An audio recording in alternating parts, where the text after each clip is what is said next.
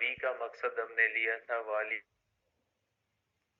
में हमने था, यहाँ पे रखी किसके बराबर आ जाएगा 1/3 इस तरह से n into m upon into average जो वेलोसिटी है उसका स्क्वायर, ये आ गया प्रेशर का। आप इसको इस तरह भी लिख सकते हैं कि pressure is equal to 1/3 n upon v into m v square square. ठीक है, आप इसको मैथमेटिकली ऐसे भी कर सकते हैं, is equal to 2/3 n upon v। ठीक है, या आप ये भी कर सकते हैं कि 1/2 m एवरेज वेलोसिटी का स्क्वायर। ठीक है, ऐसे भी लिख सकते हैं। तो ये प्रेशर हो जाएगा is equal to 2/3 n upon v, ये हो जाएगा एवरेज काइनेटिक एनर्जी की। ठीक है, तो प्रेशर जो होता है वो किसके बराबर होता है 2/3 n upon v into average kinetic. इसका मतलब है कि अगर average kinetic energy of gas molecules ज्यादा होगी तो वो गैस जो होगी वो प्रेशर ज्यादा लगाएगी। अब एवरेज काइनेटिक एनर्जी किस पे डिपेंड करती है, इसको हम आगे डिस्कस करते हैं कि एवरेज काइनेटिक एनर्जी जो होती है वो किस चीज पे या किस फैक्टर पे डिपेंड करेगी। ठीक है, तो एक इक्वेशन प्रेशर की ये भी होती है कि प्रेशर जो बराबर होता है नंबर ऑफ मॉलिक्यूल्स। प्रेशर जो होता है वो डिपेंड है नंबर ऑफ मॉलिक्यूल्स पे। किसी भी कंटेनर के अंदर जितने नंबर ऑफ मॉलिक्यूल्स होंगे उतना जो होगा वो प्रेशर आगे अलग से भी बता। तो ये प्रेशर की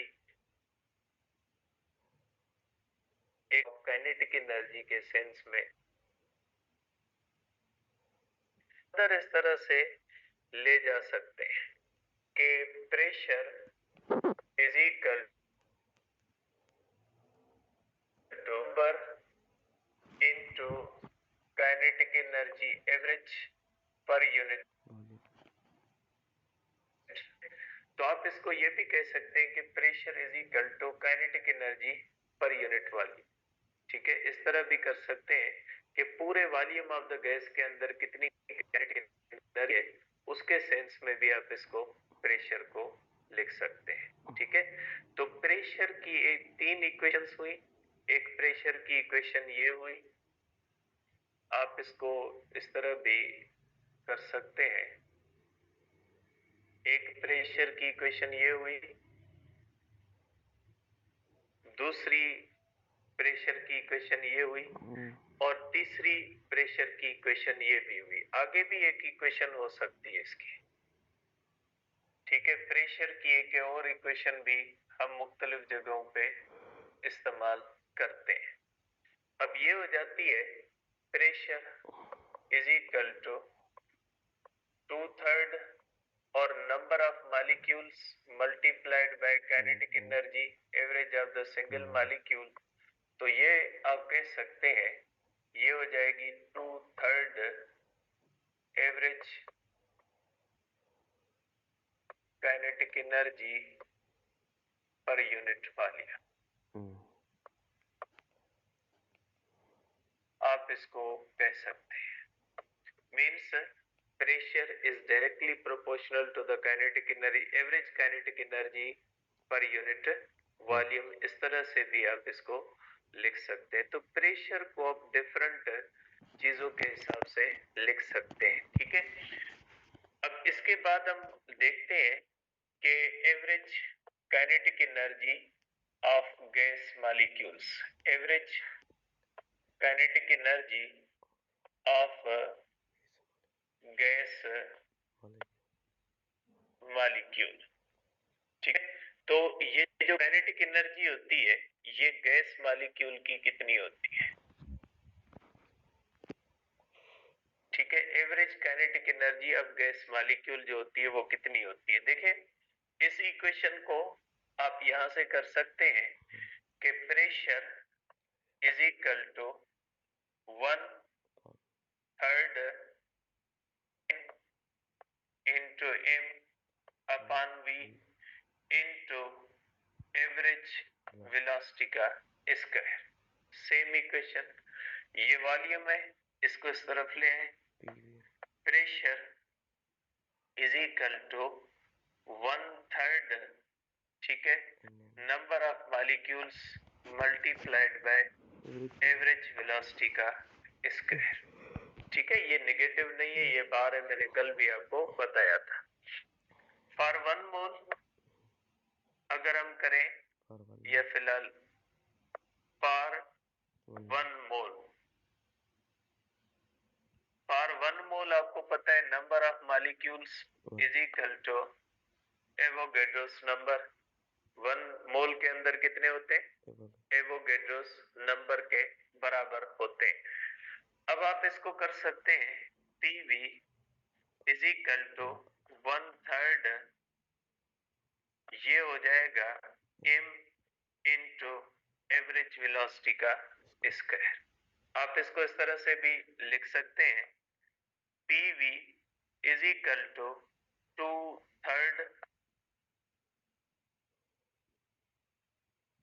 ये आप करेंगे एवोगैड्रोस नंबर, और ये आप इसको कर सकते हैं हाफ mv स्क्वायर। ठीक है, ये आ जाएगी आपके पास इक्वेशन आज के लिए पहली इक्वेशन। आल्सो हमें पता है कि आइडियल गैस के लिए हम करते हैं PV is equal to RT, जबकि नंबर ऑफ मोल हम ले रहे हैं 1 मोल के लिए PV किसके बराबर हो जाता है? R इंटू T के, क्योंकि N का मकसद क्या होता है? Number of moles. इसको आप कर लें इक्वेशन 2, दोनों को करें आप कंपेयर,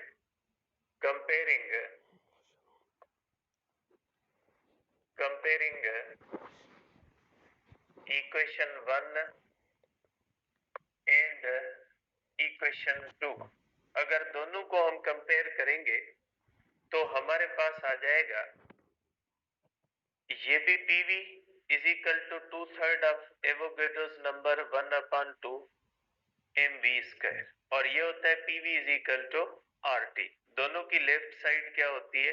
दोनों की लेफ्ट साइड जो होती है वो बराबर होती है, देयरफॉर आप कर सकते हैं कि 2/3, ठीक है, ये 2/3 एवोगैड्रोस नंबर मल्टीप्लाइड बाय, देखें ये किसके बराबर हो जाता है? Half mv square kinetic energy, average kinetic energy. तो ये हो जाएगा हमारे पास average kinetic energy is equal to R into T, क्योंकि इसकी जो राइट साइड होती है ये क्या होती है? RT के बराबर। तो आप यहाँ पे कर सकते हैं कि हमारे पास, ठीक है, ये हमारे पास आ जाएगा 2/3, ठीक है, ये हो जाएगा हमारे पास kinetic energy is equal to, ठीक है, ये उस साइड पे जाएगा तो ये हो जाएगा हमारे पास 3/2, और ये हो जाएगा RT अपॉन NA। ठीक है, आप इसको कर सकते हैं क्योंकि ये उस साइड पे जाएगा तो 3/2 बन जाएगा, और ये उस साइड पे जाएगा तो किस में चला जाएगा? डिवीजन में चला जाएगा। तो हमारे पास kinetic energy is equal to 3/2, और ये हो जाएगा R/NA into T, where R/NA जो होता है ये बराबर हो जाता है K के। ठीक है, तो काइनेटिक एनर्जी जो होती है ये हो जाएगी 3/2 kT। ठीक है, और यहाँ पे जो K होता है इसको हम कहते हैं बोल्ट्जमैन कांस्टेंट। बोल्ट्जमैन कांस्टेंट ठीक है। और इस K की जो वैल्यू होती है वो बराबर होती है R अपान Na, ठीक है। ये जो होती है, आप R की value divided by Avogadro number रखोगे तो इसकी वैल्यू आपको मिल जाएगी। तो ये होता है बोल्ट्जमैन कांस्टेंट। तो काइनेटिक एनर्जी के बारे में आप कहोगे कि काइनेटिक एनर्जी जो होती है वो डायरेक्टली प्रोपोर्शनल किसके होती है, एब्सोल्यूट टेम्परेचर के। ये किसकी है, अगर वन मॉलिक्यूल की काइनेटिक एनर्जी आपको कैलकुलेट करनी है, kinetic energy of single molecule, ठीक है। अगर आपको कहा जाए, जैसे आपके बुक के अंदर एक क्वेश्चन दिया हुआ है, ठीक है, आपका जो टेक्स्ट बुक है इसके अंदर जो एसटीबी का है, बेटा इंटर का आया नहीं है न्यू बुक, आप खामखा इतने कंफ्यूज ना हो, न्यू बुक है नहीं, आपको मिलेगा कहाँ से। अगर आपके पास हो, गवर्नमेंट ने आपको तैयार करके दिया हो, तो आप मुझे भी भेज दीजिएगा, कोई कॉपी हो आपके पास, पैसे मैं आपको दूंगा। मेहरबानी।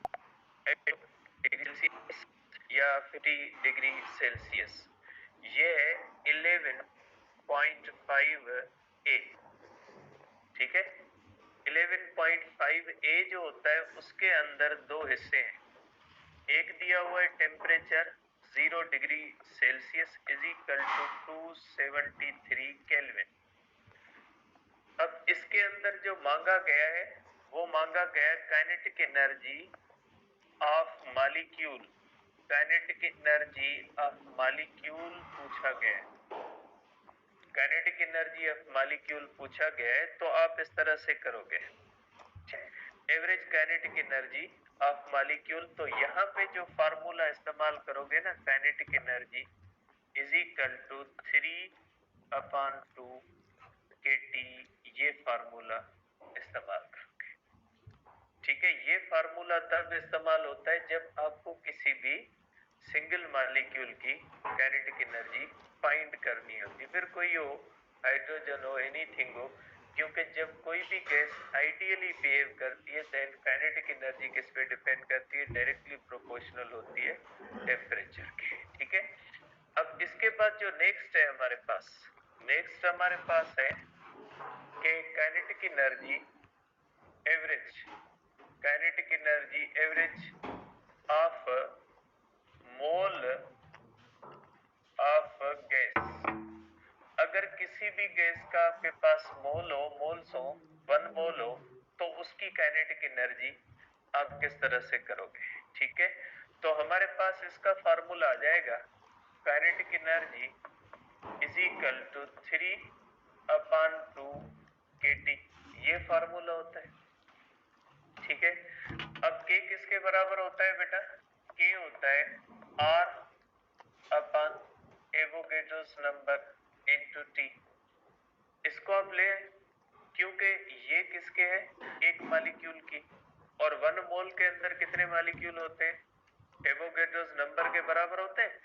तो इसको मल्टीप्लाई कर दें, kinetic energy multiplied by Avogadro's number is equal to 3/2 R, ये आ जाएगा इस तरह से। तो ये जो होगी, ये जो होती है, ये काइनेटिक एनर्जी पर मोल होती है, एवरेज काइनेटिक एनर्जी पर मोल 3/2 RT, ये आ जाता है फार्मूला। अगर आपको काइनेटिक एनर्जी पर मोल फाइंड करनी हो तो ये फार्मूला लगेगा, ठीक है। 3/2 RT वाला तब लगेगा जब एक मोल की आपको टोटल मोल की एवरेज, जो भी मोल के अंदर जितने भी मॉलिक्यूल्स हैं उनकी एवरेज निकालनी हो तो R वाला लगाओगे, अगर सिंगल किसी मॉलिक्यूल की निकालनी हो तो K वाला जो है वो फार्मूला लगाना है। जैसे फॉर एग्जांपल, अगर एक स्टूडेंट है उसके 6 सब्जेक्ट्स में एवरेज निकालना है तो K वाला फार्मूला, अगर पूरे क्लास का 6 सब्जेक्ट में एवरेज लेना है तो कौन सा फार्मूला, R वाला फार्मूला लगेगा। इस तरह से आप इसको करोगे तो ये हो जाएगा। अब इसके ऊपर भी क्वेश्चन आपके बुक में दिया हुआ है, क्वेश्चन बुक के अंदर जो दिया हुआ है हमारे पास ये है 11 STB एक्सरसाइज,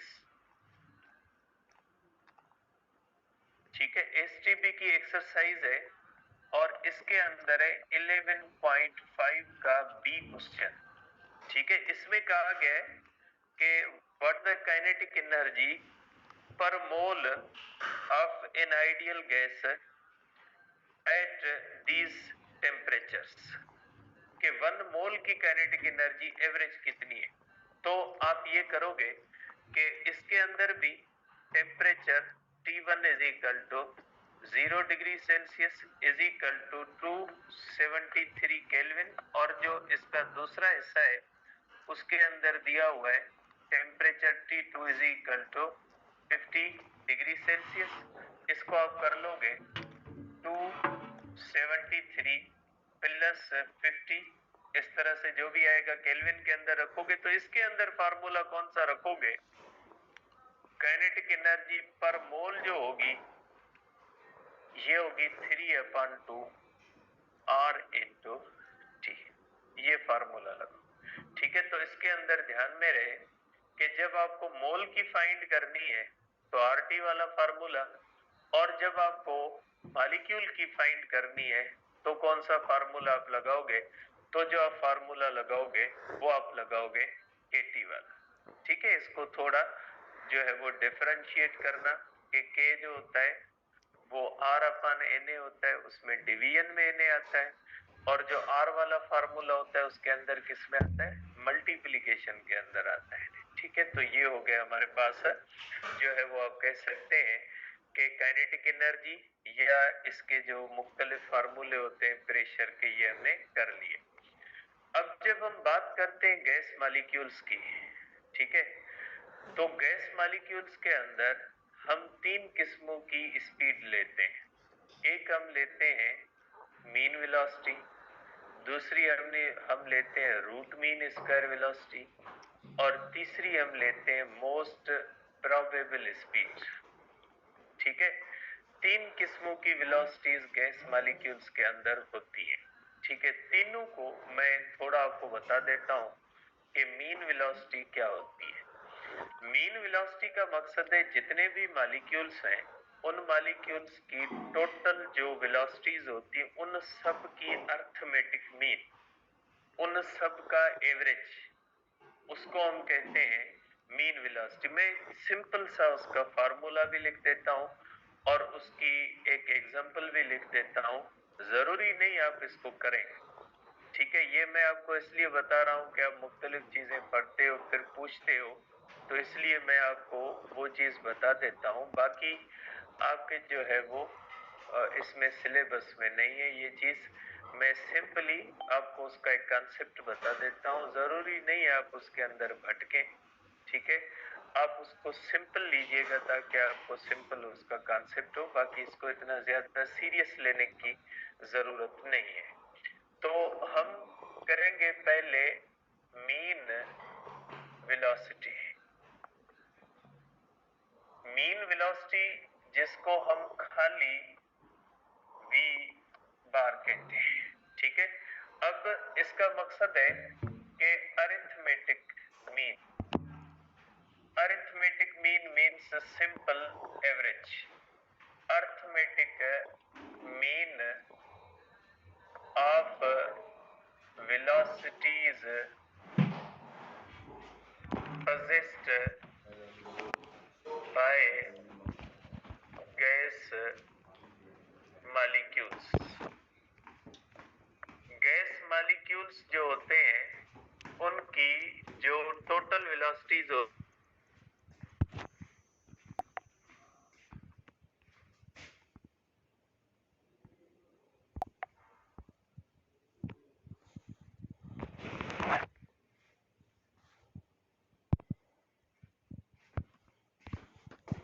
सपोज करें हमारे पास किसी भी गैस के अंदर 6 मॉलिक्यूल्स हैं, इस तरह से मॉलिक्यूल्स हैं, एक की वेलोसिटी v1 है, दूसरे की वेलोसिटी v2, आपको पता है कि डिफरेंट मॉलिक्यूल्स की डिफरेंट होती है। तो मीन वेलोसिटी सिंपल सा फार्मूला है v1 plus V2 plus V3, अब तो n मॉलिक्यूल्स होते हैं, plus Vn upon number of molecules. ठीक है, इस तरह से होते हैं। इसका एग्जांपल कर लें, सपोज करें, इसका एक एग्जांपल करते हैं। ठीक है, कि आपके पास 6 मॉलिक्यूल्स है, V1 1 है, V2 2 है, V3 3 है, V4 4 है, V5 5 है, V6 6 है, मीटर पर सेकंड। ऑल वेलोसिटीज मीटर पर सेकंड में एक्सप्रेस्ड है। अब मीन कैसे निकालोगे? ठीक है, ये हो जाएगा mean is equal to 1 plus 2 plus 3 plus 4 plus 5 plus 6 upon 6। ठीक है, 3 6 10 15 21 21 अपॉन 6। 21 अपॉन 6 केतिरो थींदो? अप्रोक्सीमेटली 3.5। ठीक है, 3 पॉइंट समथिंग ईंदो, पाण एग्जैक्ट करे था वठ। 21 डिवाइडेड बाय 6 3.5 3.5 मीटर पर सेकंड। इसमें एक चीज नोट कीजिएगा, या इसका एक और फार्मूला भी होता है। ठीक है, इसका क्या ताल्लुक होता है? Mean velocity is also equal to the 8 kT upon pi into m। ठीक है, ये फार्मूला भी होता है। और ये mean velocity is also directly proportional to the temperature of the gas. ज्यादा गैस होगा उतनी ज्यादा जो है वो होगी। ठीक है, तो ये ध्यान में रखिएगा कि अगर 6 मॉलिक्यूल्स हैं तो उनका जो होगा ये आ जाती है मीन वेलोसिटी। ठीक है, इसका ये फार्मूला भी आप लगा सकते हैं। अब इसके बाद दूसरी जो होती है वो होती है रूट मीन स्क्वायर वेलोसिटी। दूसरी जो होती है वो होती है root mean square velocity.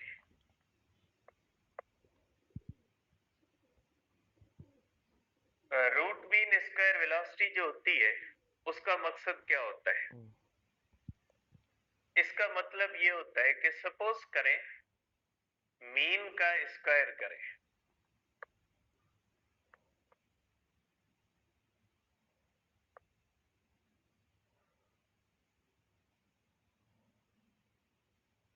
V number of molecules n होते हैं अपॉन n। ठीक है, अब अगर इसका अंडर रेडिकल निकाले, अगर इसका अंडर रेडिकल निकाले ना, इसका अगर हम करें स्क्वायर का अंडर रेडिकल, तो इसको हम कहते हैं RMS, velocity root mean square. इसका फार्मूला हो जाएगा is equal to V1 square, V2 square, V3 square plus up to Vn square upon n। ठीक है, तो ये जो होता है वो आप इस तरह से कर सकते। अब इसके बहुत सारे फार्मूले, रूट मीन स्क्वायर वेलोसिटी के बहुत सारे फार्मूले हम ले सकते हैं। अब इसके कैसे लेते हैं? देखें, इसके मुख्तलिफ फार्मूले होते हैं। एक होता है हमारे पास कि आपको पता है प्रेशर 1/3 रो एवरेज वेलोसिटी स्क्वायर। इसका जो अंडर रेडिकल होता है वो क्या बनता है? VRMS बनता है। ठीक है, तो आप करोगे कि VRMS इस तरह से, या आप इसको कर लें कैलकुलेशन, बहुत सारों को फिर मसले होते हैं। Velocity square is equal to आप लिख सकते हैं 3p अपॉन रो। ठीक है, अब इसका अंडर रेडिकल लोगे तो ये बन जाएगा VRMS is equal to under radical 3p upon rho. ये पहला फार्मूला आ जाएगा वेलोसिटी रूट मीन का। ठीक है, दूसरा फार्मूला ये होता है, ठीक है, आपको पता है V R M S is equal to, ठीक है, V R M S is equal to ये हो जाएगा आपके पास under radical 3p upon rho. आपको पता है कि pv इज इक्वल टू, ठीक है, n RT होता है फॉर 1 मोल। अगर आप करें for 1 mole is equal to pv is equal to RT होता है जब n की वैल्यू कौन सी हम लेते हैं, 1 मोल लेते हैं। ठीक है, तो अगर आपको इस तरह से दिया हुआ है तो डेंसिटी होती है मास पर यूनिट वॉल्यूम। ठीक है, तो देखिए यहाँ पे मैंने 1 मोल लिया, इसका मकसद है ये मोल का मास है, तो आप करोगे V R M S is equal to under radical 3। यहां से आप कर सकते हैं कि P is equal to R T upon V। ठीक है, आप इसको इस तरह से लिख सकते हैं P is equal to R T upon V, जब n की वैल्यू आप कौन सी ले रहे हैं, 1 ले रहे हैं। ठीक है, रखें आप आर टी अपॉन V, और डेंसिटी किसके बराबर होती है, मास पर unit volume is equal to 3 R T upon m। यहाँ पे देखें ये जब R इस्तेमाल करोगे तो आप मास किसका इस्तेमाल करोगे, मोल का। जब आप R इस्तेमाल करोगे तो मास किसका इस्तेमाल करोगे, मोल का। ठीक है, अब आप इसको एक और चीज के अंदर भी ले जा सकते हैं। ठीक है, आगे भी इस फार्मूले को ले जा सकते हैं। ठीक है, कौन सा फार्मूला होगा, V R M S is equal to under radical 3 R T upon m। अब ये इक्वेशन जो हमारे पास है इसको आप कर ले B। अब इसके अंदर जो आप n इज इक्वल टू 1 लेते हो तो जो टोटल मास हो जाएगा वो m इंटू एवोगैड्रोस नंबर होगा, क्योंकि आप 1 मोल ले रहे हैं। यहाँ पे n की वैल्यू आपने कौन सी ली है, 1 मोल ली है, तो टोटल मास क्या हो जाएगा, mass of single molecule multiplied by number of molecules. तो आप कर सकते हैं V R M S is equal to under radical 3 R T upon m into Avogadro's number. तो ये आप कर सकते हैं is equal to 3t upon m into r upon na। r upon na किसके बराबर होता है, बोल्ट्जमैन कांस्टेंट। तो ये हो जाएगा 3kT अपॉन m। जब मॉलिक्यूलर मास की बात की जाती है तो आप ये फार्मूला इस्तेमाल करते हैं। ठीक है, कि अगर कहा जाए, जैसे आपके बुक में भी है शायद, एक मिनट मैं देखता हूं, आपके बुक में भी एक क्वेश्चन है। अब ये जो क्वेश्चन है, calculate the root mean square speed of hydrogen molecule at 800 kelvin. ठीक है, अब इसके अंदर जो आपके पास क्वेश्चन है STB एक्सरसाइज, ठीक है, क्वेश्चन नंबर कौन सा है, ये हमारे पास है 11.4। 11.4 है। इसके अंदर क्या पूछा गया है, calculate the root mean square speed of hydrogen molecule at 800 kelvin. इसके अंदर हाइड्रोजन का नेम इस्तेमाल किया गया है। जब हाइड्रोजन का नेम इस्तेमाल किया गया है तो सिंपल सी बात है, आपको मॉलिक्यूलर मास भी पता लग सकता है, मोलर मास भी पता लग सकता है, ग्राम मोल भी आप कर सकते हैं, मॉलिक्यूलर मास भी कर सकते हैं।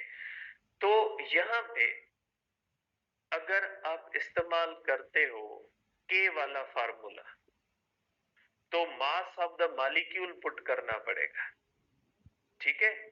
मास ऑफ द मॉलिक्यूल, और हाइड्रोजन जो होता है वो कितना होता है, डायटोमिक। तो एक मॉलिक्यूल के अंदर 2 एटम्स हुए, तो मास कितना हो जाएगा, 2। एक तो 2 होगा, और multiplied by mass of the proton, क्योंकि हाइड्रोजन के एटम का मास किसके बराबर होता है, सिंगल प्रोटॉन के बराबर हम मानते हैं उसको। वन जो है वो 1.67 10⁻27 किलोग्राम के बराबर करोगे। तो आप इसको इस तरह से करोगे, मैं लिखता हूं इसको। तो यहाँ पे हाइड्रोजन का जो मास अगर आप लेते हो 2 इंटू 1.67 इंटू 10⁻27 किलोग्राम होगा, अगर आप इस तरह से रखते हो, ठीक है। और के की वैल्यू आप रखोगे एसआई सिस्टम के अंदर। के की वैल्यू आप किसके अंदर रखोगे, एसआई सिस्टम के अंदर। तो फिर यहां से V R M S is equal to under radical 3 K T upon M रखोगे, ठीक है। एक ये होता है। लेकिन अगर आप इस तरह से लेते हो कि V R M S is equal to under radical 3 R T upon M, तो ये जो होता है ये mass of 1 mole in SI kilogram के अंदर रखोगे, ठीक है। तो इस तरह भी कर सकते, उस तरह भी कर सकते, ठीक है। तो ये जो होता है ये ध्यान में रखिएगा। अगर बात सिंगल मॉलिक्यूल की आती है तो हमेशा के इस्तेमाल किया जाता है, चाहे वो काइनेटिक एनर्जी में हो, चाहे वो रूट मीन स्क्वायर वेलोसिटी के। जब बात मोल की आती है तो फिर हम कौन सा इस्तेमाल करते हैं, आर वाला फार्मूला इस्तेमाल करते हैं। इसके ऊपर एक दो और क्वेश्चन है जो कॉमन क्वेश्चंस होते हैं, ठीक है, वो भी मैं आपको बता देता हूं कि इस तरह से क्वेश्चन होता है कि speed of gas molecule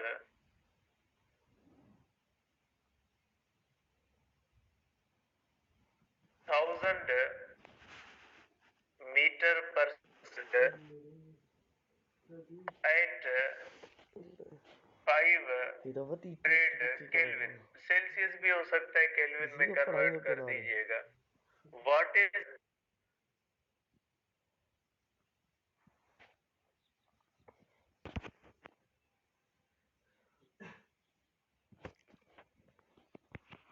molecules at 2000 kelvin, अगर इस तरह से हो तो आपको पता है कि वेलोसिटी होती है under radical 3 K T upon M.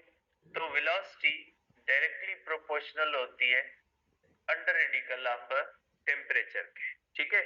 इसका मकसद है कि टेम्परेचर अगर 4 बार बढ़ेगा, वेलोसिटी कितनी बार बढ़ेगी, 2 बार, क्योंकि देखिए टेम्परेचर 5 से 2000 हुआ है। तो एक तो लॉजिकली आप कर सकते हैं कि टेम्परेचर अगर टी टाइम्स बढ़ा है तो वेलोसिटी कितनी बार बढ़ेगी, अंडर रेडिकल टी टाइम्स होगी। अगर टेम्परेचर 4 टाइम्स बढ़ा है तो वेलोसिटी कितनी बार बढ़ गई, 2 टाइम्स बढ़ गई, ठीक है। वेलोसिटी होती है 2 टाइम्स बढ़ जाएगी, तो ये आंसर जो होगा वो कितना हो जाएगा, 2000, ठीक है। लेकिन अगर आप फार्मूले से निकालना चाहें तो आप ये कर सकते हैं कि under radical 3 K T1 upon M V2 is equal to under radical 3 K T2 upon M. तो V1 अपॉन V2 करोगे तो under radical 3 K T1 upon M divided by 3 K T2 upon M cancel हो जाएगा इस तरह से, is equal to under radical T1 upon T2। तो आप ये फार्मूला भी लगा सकते हैं कि under radical T1 upon T2 ये फार्मूला आ जाएगा। ठीक है, इसमें भी पुट करोगे तो भी जवाब आ जाएगा। ठीक है, एक और होता है कि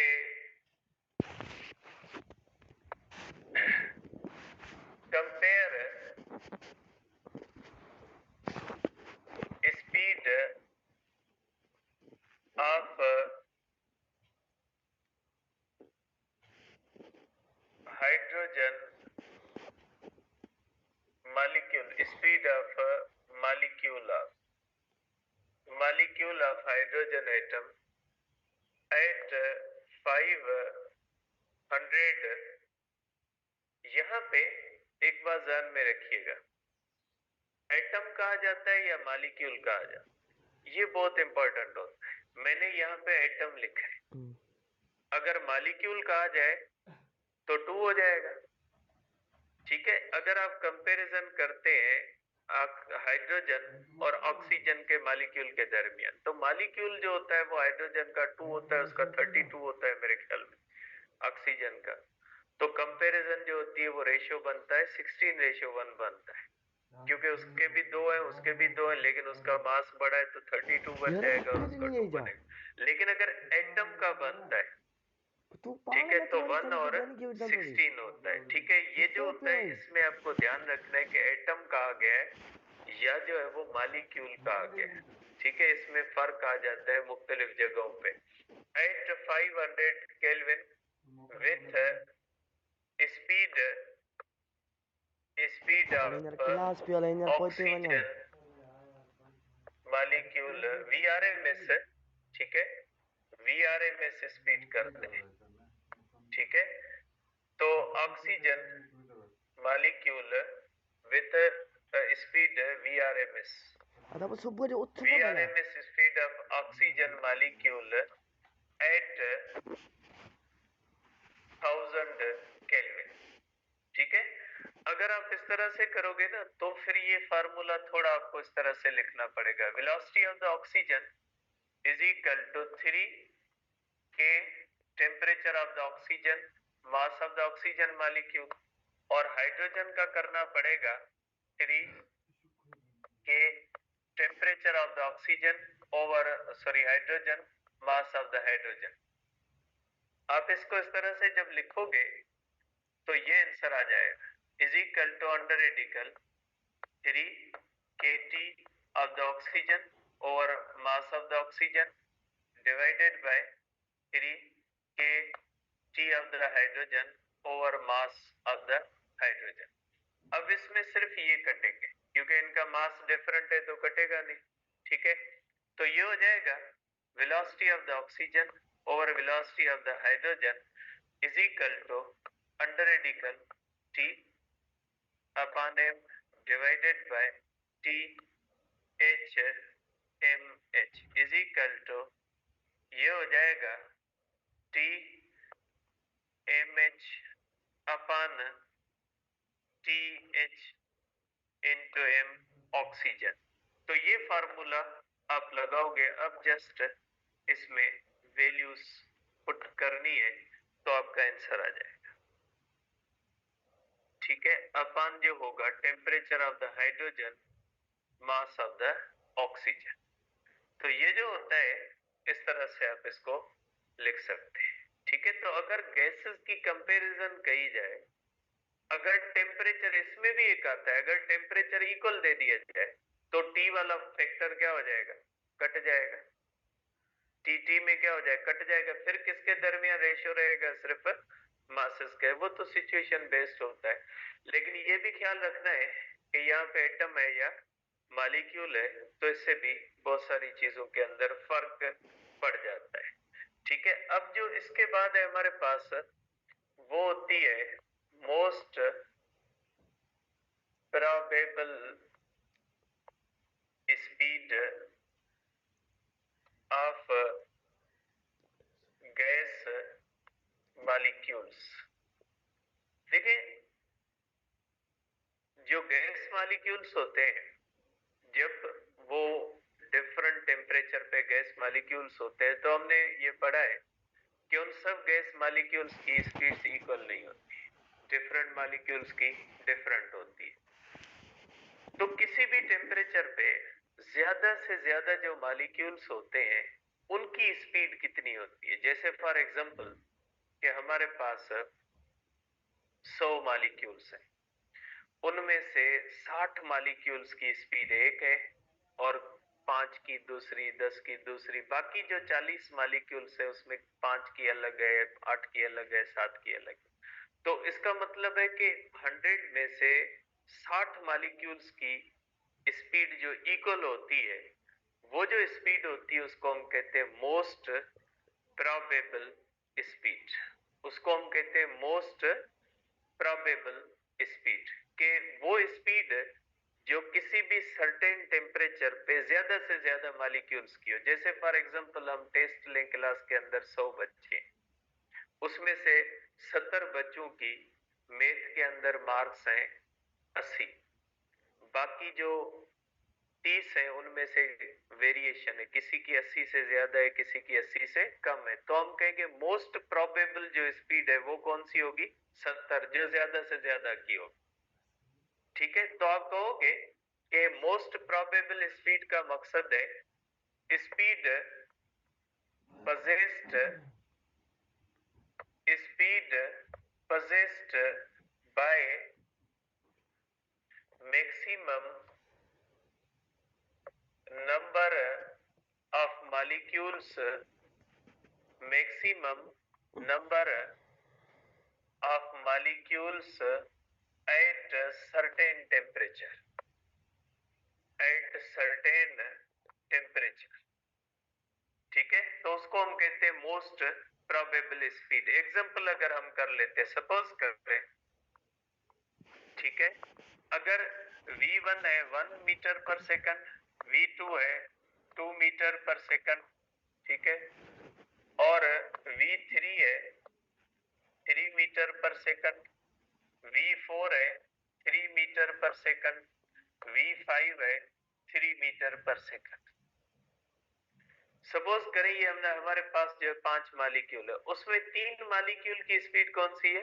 3 मीटर पर सेकंड, एक मॉलिक्यूल की 1 है और दूसरे की 2 है, और एक और बना लें कि V6 जो है ये 4 मीटर पर सेकंड। तो मोस्ट प्रोबेबल स्पीड कौन सी हो जाएगी? मोस्ट प्रोबेबल स्पीड जो होगी वो 3 होगी। ज्यादा से ज्यादा मॉलिक्यूल्स की जो होती है वो कौन सी हो जाती है? वो जो होती है वो इस तरह से आप कर सकते हैं कि 3 होगी। इसका फॉर्मूला होता है मोस्ट प्रोबेबल स्पीड, ये होती है under radical 2 kT upon m। ये होता है इसका फार्मूला। मोस्ट प्रोबेबल स्पीड का फार्मूला कौन सा होता है? 2 kT अपॉन m।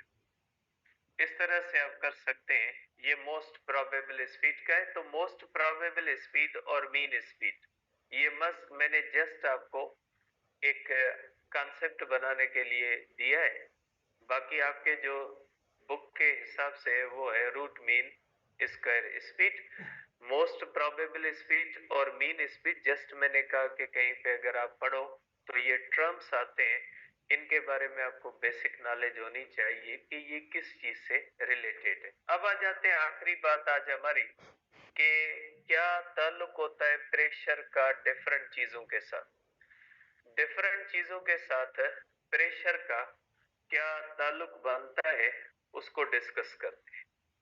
ये हमारे पास होता है इफेक्ट, प्रेशर के ऊपर डिफरेंट चीजों का क्या इफेक्ट होता है। Effect of mass, volume and temperature on pressure, के मास का, वॉल्यूम का और टेम्परेचर का इफेक्ट क्या होता है। देखिए ये बेसिक इक्वेशंस है जो हमने ड्राइव कर दी है, ठीक है। ये वाली इक्वेशंस हमने ड्राइव कर ली है कि average root mean square velocity is directly proportional to the temperature. जैसे ये होता है ना, ये कंफ्यूज करती है बच्चों कि V R M S is equal to under radical 3 kT upon m. Vrms square is equal to 3 kT upon m. तो Vrms का जो स्क्वायर होता है ये डायरेक्टली प्रोपोर्शनल किसके हो जाएगा? टेम्परेचर के। ठीक है, खाली जो Vrms होती है ना वो डायरेक्टली प्रोपोर्शनल होती है अंडर रेडिकल, लेकिन उसका स्क्वायर जो होता है वो किसके डायरेक्टली प्रोपोर्शनल होता है? Temperature. If volume and temperature of gas are constant, अगर वॉल्यूम भी कांस्टेंट है टेम्परेचर भी कांस्टेंट है, ठीक है, then P is directly proportional to the number of gas molecules. अगर फॉर एग्जांपल हमारे पास दो सिलेंडर है, दोनों का वॉल्यूम भी इक्वल है, दोनों का टेम्परेचर भी इक्वल है, दोनों में एक गैस के 100 मॉलिक्यूल है, दूसरी गैस के 200 मॉलिक्यूल है, तो जिसके 200 मॉलिक्यूल होंगे वो ज्यादा कुलियन करेंगे, जिसके 100 मॉलिक्यूल्स होंगे वो कम कुलियन करेंगे। जैसे दो सिलेंडर हो, गैस के सिलेंडर हम घर में लेते हैं ना, दो सिलेंडर हो, एक भरा हुआ हो गैस से और एक आधा हो, तो उसमें गैस तो वही एलपीजी होती है और दोनों का टेम्परेचर भी सेम होता है, थर्मल इक्विलिब्रियम होता है। तो फिर जिसमें सिलेंडर में ज्यादा गैस होगी उसमें ज्यादा मॉलिक्यूल्स होंगे और ज्यादा कुलियन हो रही होगी और ज्यादा प्रेशर होगा। लॉजिकल बात है, जब वॉल्यूम और टेम्परेचर दो जो है वो सिलेंडर्स का सेम होता है लेकिन उसके अंदर अमाउंट ऑफ गैस डिफरेंट होती है, तो जिसमें नंबर ऑफ मॉलिक्यूल ज्यादा होंगे वो प्रेशर ज्यादा एक्सर्ट करेंगे। इफ अब इसको आप कर सकते हैं, pressure is directly proportional to the mass. Mass और नंबर ज्यादा है, जितने नंबर ऑफ मॉलिक्यूल्स बढ़ेंगे उतना क्या हो जाएगा? मास भी बढ़ेगा। If mass of the gas is increased, number of molecules and hence number of coulomb per second increases, pressure will increase. If mass and temperature of gas is constant, अगर mass और temperature जो होते हैं वो constant है, ठीक है, कि mass भी equal है और temperature भी constant है। If mass and temperature of gas are constant, pressure is inversely proportional to the volume। ठीक है, जैसे बॉयल्स लॉ होता है आपने पढ़ा है, ठीक है, बॉयल्स लॉ के अंदर आपने पढ़ा है ना, मास भी कांस्टेंट होता है, टेम्परेचर भी क्या होता है? कांस्टेंट। वॉल्यूम बढ़ेगा तो प्रेशर कम होगा, वॉल्यूम कम होगा तो प्रेशर क्या होगा? बढ़ेगा। इसका लॉजिक क्या है? इसका लॉजिक ये कि अगर 100 मॉलिक्यूल है वो बड़े किसी वॉल्यूम में पड़े तो कुलियन का टाइम जो होता है वो ज्यादा होता है, जबकि वही 100 मॉलिक्यूल अगर छोटे वॉल्यूम के अंदर हो तो कुलियन का टाइम थोड़ा होता है, वो जल्दी जल्दी कोलाइड करेंगे क्योंकि डिस्टेंस उनको कम कवर करना पड़ता है, कम वॉल्यूम के अंदर कम डिस्टेंस तय करना पड़ेगा।